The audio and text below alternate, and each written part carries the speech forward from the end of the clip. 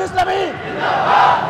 দুঃখের আধার শেষে আলোর প্রভাত হাসে, হতাশার কালো মেঘ যায় গো ভেসে, হতাশার কালো মেঘ যায় গো ভেসে।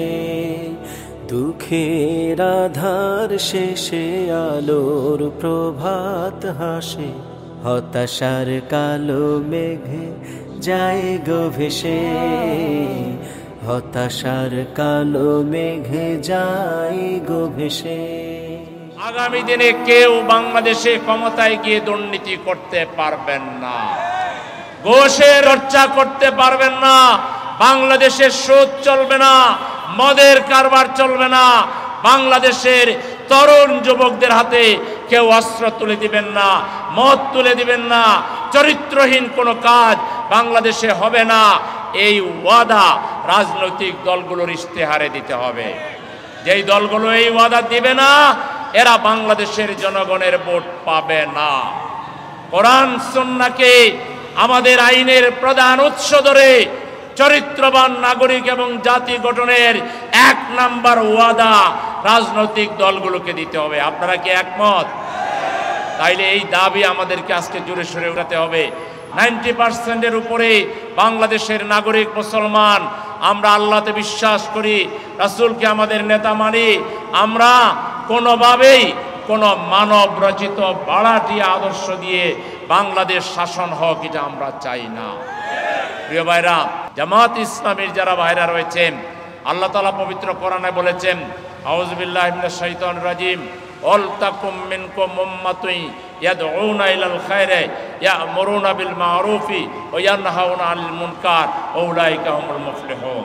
তোমাদের মধ্যে একটি দল থাকবে, যেই দল মানুষকে সৎ কাজের আদেশ দিবে, অসৎ কাজে নিষেধ করবে, আর তারাই সফল কাম হবে। সৎ কাজের আদেশ আর অসৎ কাজের নিষেধ যারা দেয়, এরাই সফল কাম হয়।